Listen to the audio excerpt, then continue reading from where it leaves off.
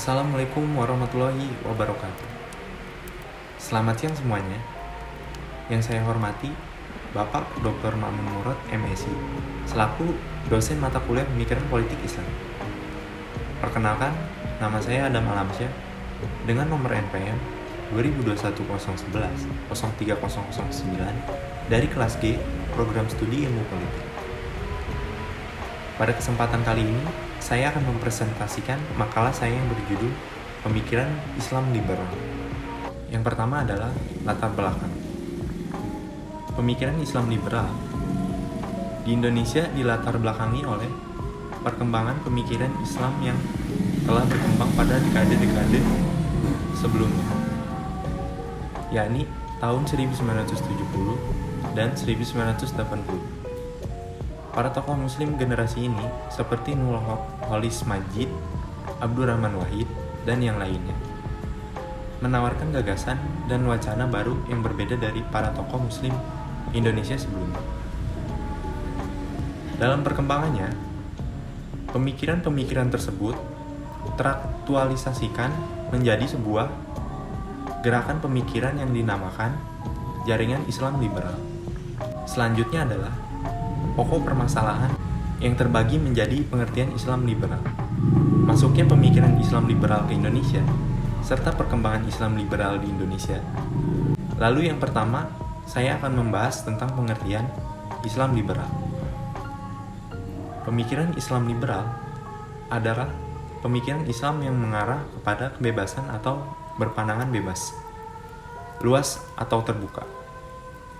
Makna Islam liberal sendiri secara etimologi yaitu Islam yang bebas atau Islam yang memberikan kemerdekaan berpikir.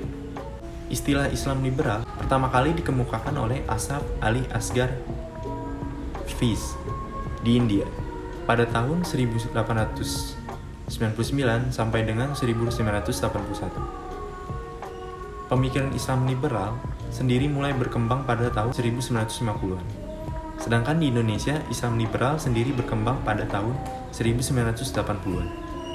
Tujuan liberalisme adalah menghendaki adanya kebebasan kemerdekaan individu di segala bidang, baik dalam bidang politik, ekonomi, maupun agama.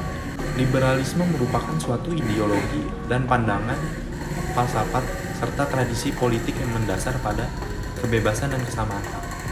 Dalam perkembangan saat ini, salah satu pemikiran politik Islam yang penting dicatat adalah mengenai keberadaan Islam liberal sebagai kelompok pemikiran yang antara lain banyak merespon persoalan tentang gagasan Islam dan negara yang disampaikan oleh kalangan Islamisme. Perkembangan pemikiran ini semakin didorong oleh sikap kritis kalangan Islam modern terhadap kebijakan negara terhadap urusan agama, sebagaimana saat usulan penerapan RUU atau Rancangan Undang-Undang tentang Sistem Pendidikan Nasional dan RUU tentang Kerukunan Umat Beragama. Sejak 1998, masalah syariat kembali menjadi isu politik penting dalam sidang tahunan MPR. Dukungan dua partai politik saat itu, yaitu Partai Persatuan Pembangunan atau biasa disebut PPP dan Partai Bulan Bintang yang disebut PBB, di sidang tahunan MPR Agustus 2002, setelah terjadi debat berkepanjangan, pada akhirnya usulan itu gagal diwujudkan. Bahkan, peta politik pemilu di era reformasi, antara lain 1999 dan 2004, ketika partai-partai politik Islam yang mendukung gagasan syariat, hanya memperoleh suara yang tidak berarti, menjadi momentum lain dari disampaikannya gagasan dari kelompok Islam liberal dimaksud. Sebenarnya, jauh sebelum masa Orde Baru, perdebatan kalangan nasionalis sekuler dan kalangan nasionalis agama terkait landasan negara sudah menunjukkan tampilnya nilai-nilai kebangsaan yang kuat diwarnai masing-masing kubu pemikiran politik tertentu. Kalangan Islam liberal yang bertolak belakang dengan kalangan Islamisme, mereka menolak bentuk-bentuk politik Islam yang berusaha memperjuangkan superioritas sistem nilai dan simbol-simbol Islam secara formal dalam wilayah politik. Kalangan si Islam sebagai manifestasi dari sikap politik mereka yang berdasarkan keyakinan sebagai Muslim menolak gagasan negara Islam. formalisasi syariah dan berkeras jalan sekularisasi dengan menempatkan wilayah politik dan agama pada wilayah yang berbeda, serta dianggap merupakan jalan yang harus ditempuh oleh umat Islam untuk menangani tantangan modernisasi. Serangkaian manifestasi sikap politik yang disampaikan oleh kalangan pemikir Islam liberal tersebut tentu mengundang kontroversi tidak saja dari kalangan yang disebut Islam radikal atau yang dikerap kali disebut kalangan literal, tetapi juga bagi mereka yang justru tergolong menganut paham Islam moderat. Substansi muatan dari perdebatan atau lebih tepat disebut sebagai keberatan terhadap gagasan pemikiran Islam liberal. Islam liberal adalah terkait anggapan yang terlampau jauh dari makna kebebasan berpikir dalam makna hakiki yang dianut oleh ajaran Islam itu sendiri. Sehingga, sikap yang berlebihan dalam manifestasi perilaku para pendukung ajaran Islam liberal dan gagasan berupa nilai-nilai yang melandasi pemikirannya sudah sekali dituduh sebagai ajaran menyimpang dari substansi demokrasi dan kemanusiaan yang ironisnya justru ingin mereka tegakkan. Dampak liberalisme bagi Indonesia adalah dilaksanakannya politik etis yang diperjuangkan oleh golongan liberal dalam parlemen Belanda. Bangsa Indonesia menjadi mengenal sistem edukasi pendidikan sehingga lahirlah golongan terpelajar. Golongan inilah yang berperan besar dalam gerakan kesadaran bangsa. Secara garis besar, kelahiran liberalisme dilatar belakangi oleh jengahnya masyarakat terhadap kekuasaan absolut dan kewenangan-wewenangan para pemimpin negara. Rakyat yang dipaksa tunduk, haus akan keadilan dan kebebasan dalam berbagai aspek kehidupan, termasuk kebebasan ekonomi, politik, dan beragama. Yang kedua yaitu, masuknya pemikiran Islam liberal ke Indonesia. Di Indonesia, Islam liberal sendiri berkembang pada tahun 1980-an, yang dibawa oleh Nurcholish Madjid. Nurcholish sendiri tidak membenarkan penggunaan Islam liberal dalam pengembangan gagasannya. Di sisi lain, ia tidak menentang tentang ide-ide Islam liberal. Ia menjelaskan tentang agenda-agenda Islam liberal, yang paling tidak ada 4 utama yang menjadi payung bagi persoalan-persoalan yang dibahas oleh para pembaru dan intelektual muslim, yakni agenda politik, agenda toleransi agama, agenda emansipasi wanita, dan agenda kebebasan berekspresi. Bandingkan dengan Charles Kurzman, 1990. Kaum muslimin dituntut melihat keempat agenda ini dari perspektif mereka sendiri, dan bukan dari perspektif masa silam yang lebih banyak memunculkan kontradiksi ketimbang penyelesaian.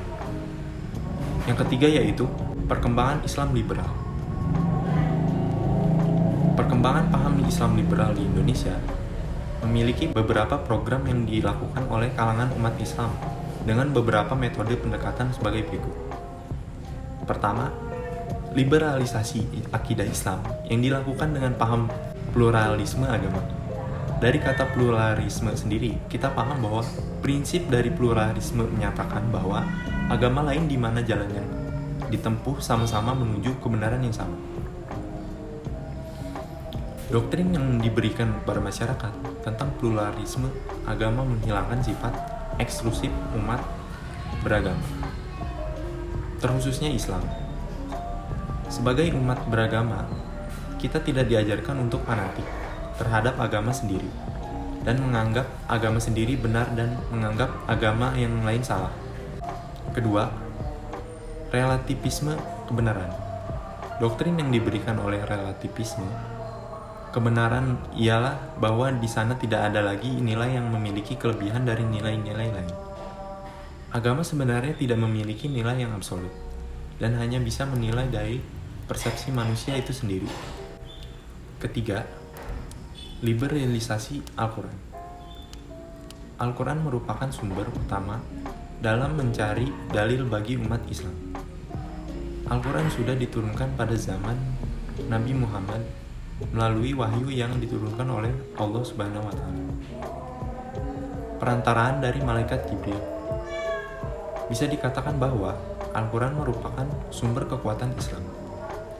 Al-Quran merupakan refleksi dari reaksi terhadap kondisi yang terjadi pada masyarakat jahiliyah. Keempat, liberalisasi syariat Islam. Salah satu cara agar Islam dapat dipahami sesuai pemikiran Barat, khususnya doktrin humanisme, adalah dengan mendekonstruksi syariah. Para tokoh liberal menggunakan metode-metode konseptualisasi sebagai jalur mekanisme dalam merobak hukum Islam. Jadi, kesimpulan dari makalah ini adalah Islam liberal merupakan sebuah ideologi yang menekan kebebasan pribadi dan pembebasan struktur sosial politik yang menindas. Charles Kurzman mengatakan bahwa inti dari Islam liberal ada 3 yang disebut dengan tipologi, yaitu liberal syariah, silent syariah, dan interpreted syariah.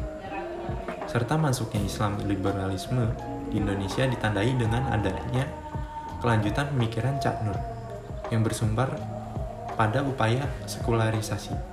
Ajaran-ajaran Islam lalu ada 4 poin utama, yaitu agenda politik, emansipasi wanita, agama dan kebebasan ekspresi, yang menyebabkan munculnya pemikiran politik Islam liberal di Indonesia. Dan beberapa hal yang menjadi perkembangan Islam. Liberalisme di Indonesia yaitu liberalisme akidah Islam yang dilakukan dengan penyebaran paham pluralisme agama, relativisme kebenaran, liberalisasi Al-Quran, serta liberalisasi syariat Islam. Sekian dari saya, kurang lebihnya mohon maaf. Wabillahi taufiq wal hidayah. Wassalamualaikum warahmatullahi wabarakatuh.